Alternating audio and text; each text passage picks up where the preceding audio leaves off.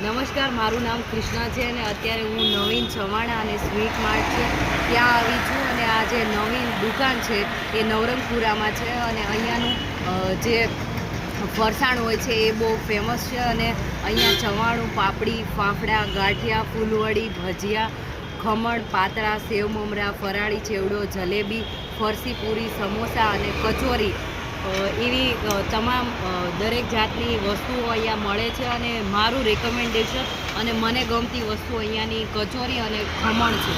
તો તમે જ્યારે નવરંગપુરા આવો તો આ દુકાનની તમે મુલાકાત લઈ શકો છો અને હું તમને બીજા લોકોના થોડાક રિવ્યૂ બતાવીશ. આપણે જશવંતભાઈને પૂછીશું કે અહીંયાની કચોરી એમને કેવી લાગી. બહુ સરસ હોય છે કચોરી.